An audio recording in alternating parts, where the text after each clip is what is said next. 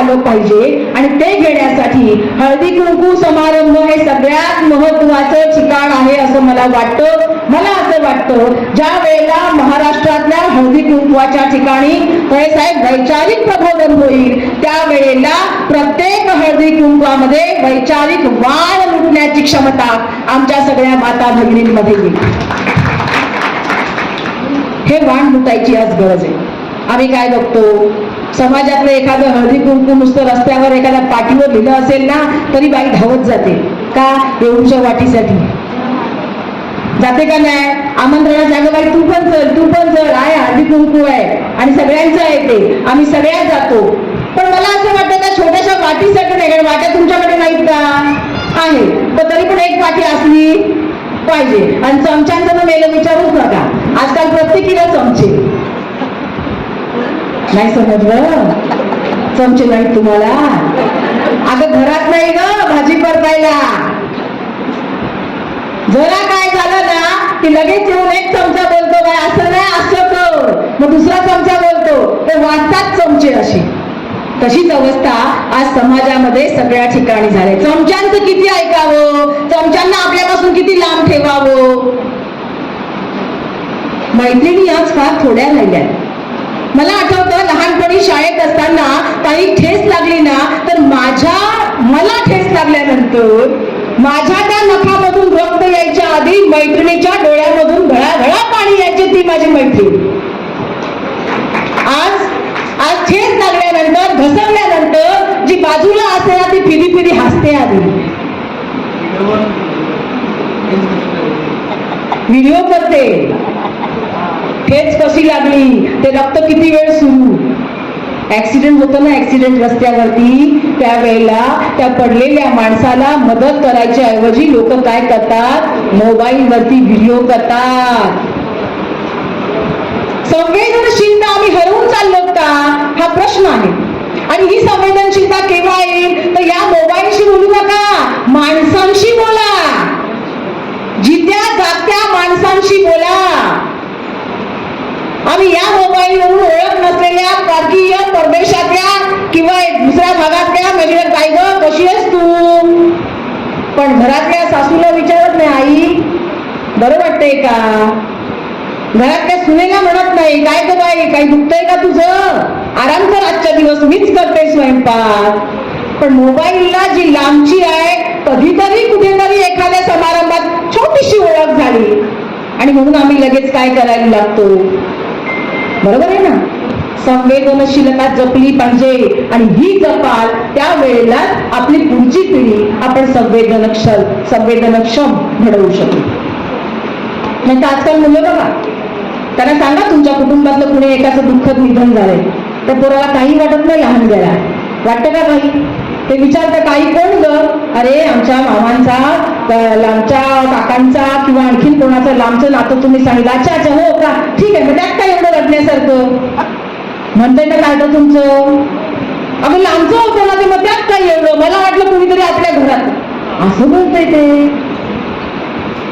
अरे पण घरातलं आणि घरातल्या बाजूचं निर्भया घडली त्यावेळेला आम्हाला वाटलं होतं दिल्लीच्या वेशीवर घडली. अजून शहापूर तर बरंच लांब आहे दिल्लीपासून त्यामुळे ती घडली तिकडं आपण काय शोक करायचा. अहो पण आज शहापूरच्या वेशीवर शहापूरच्या घराघरात संकट आलेत ना. दरवाजा उघडा ठेवा होतो की नाही दरोडा मला सांगा.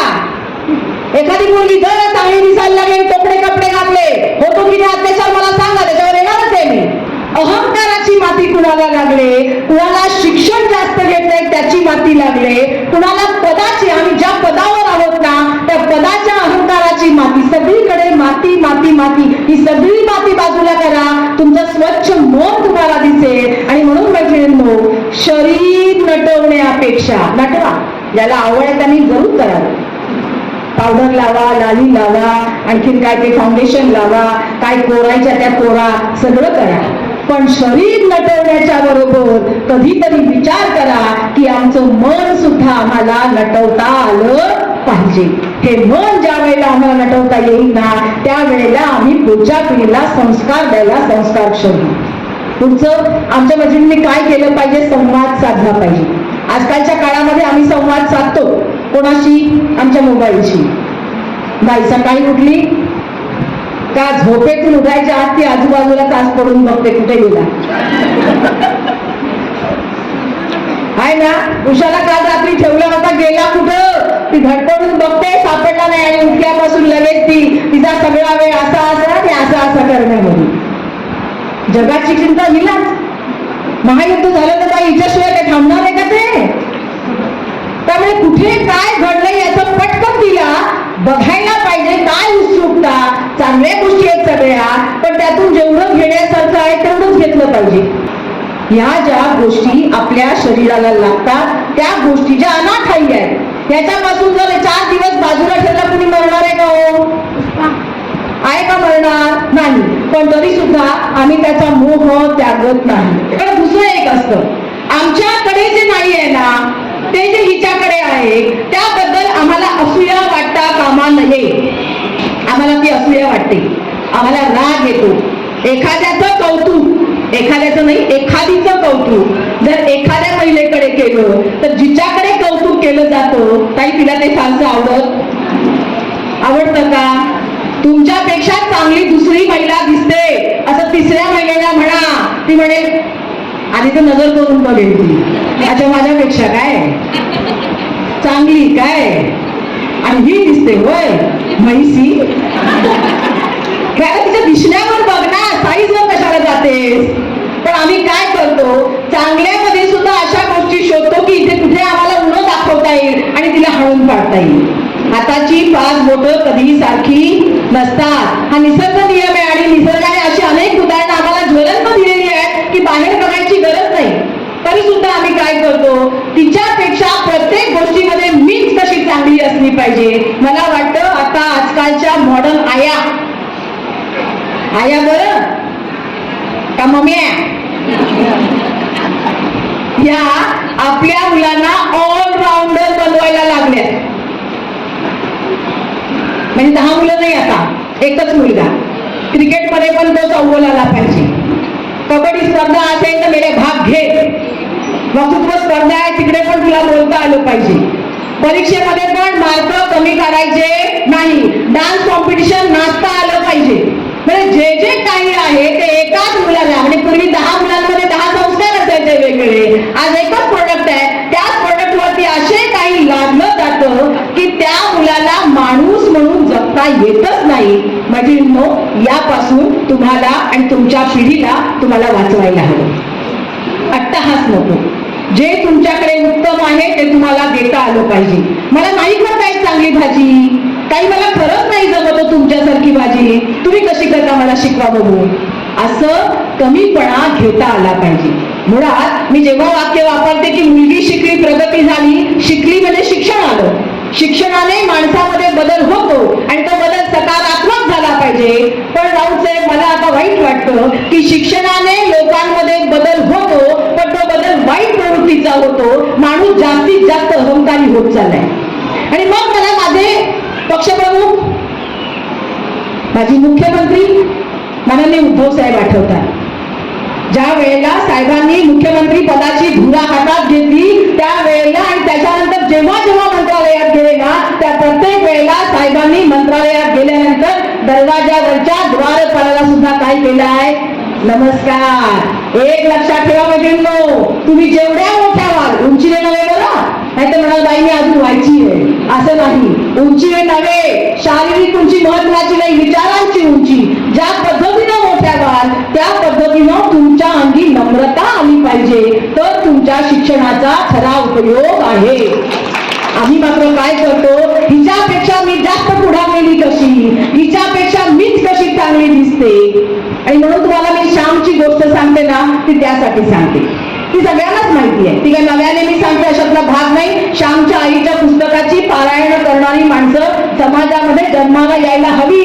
मला असं वाटतं त्या माध्यमातून तरी जसं आपण हरिपाठ पारायण करतो, जसं आपण ज्ञानेश्वरी पारायण करतो, तसं संस्कारक्षम श्यामच्या आईच्या पुस्तकाचं पारायण करणं ही या काळाची गरज आहे. मुलगी शिकली प्रगती झाली, पण ही प्रगती कुठपर्यंत, ही प्रगती इथपर्यंत की मुलगी सासरला गेली, तिने फोन केला, मम्मा उठले ग मी, मग मम्मा म्हणते सासू उठली का, सासूच्या आधी उठू, असं म्हणते. असं म्हणते का? अशा तर मम्मा म्हणत असलं आणि म्हणू नाही, नाही का? काय भाजी केली, आता तिच्या घरात काय भाजी शिजते हे मम्माला कशाला काळजी पाहिजे, ती भाजीच खाणार आहे ना, माती तर खाणार नाहीये ना.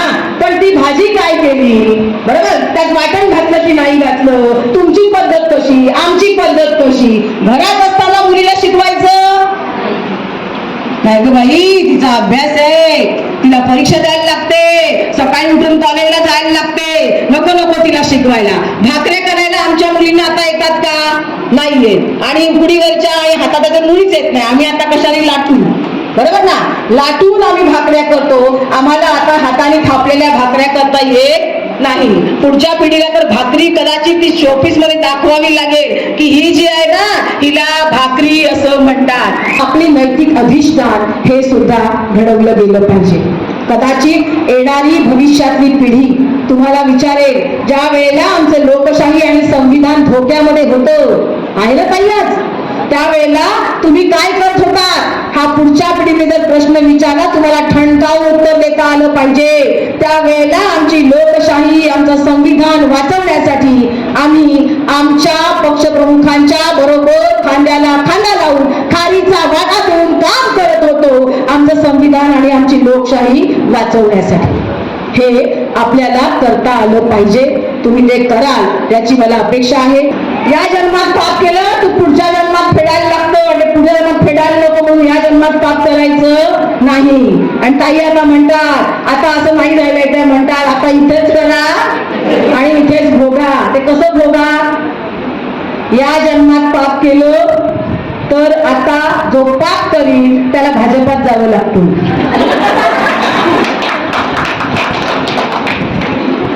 अनाठाई पैसा जमा केला, लोकांना लुबाडलो, डबोली निर्माण केली, या जन्माचं पापच आहे ना हे पाप केलं की भाजपात जावं लागतं. कारण नाही गेलं तर मग ईडी लागते, सीबीआय येतो, इन्कम टॅक्स येते, धाड येते. मग त्यामध्ये तुम्ही आम्ही सुखी का नाही, आमची मीठ भाकरी बरोबर की नाही, आमचे चोचले आहेत का काही नाही.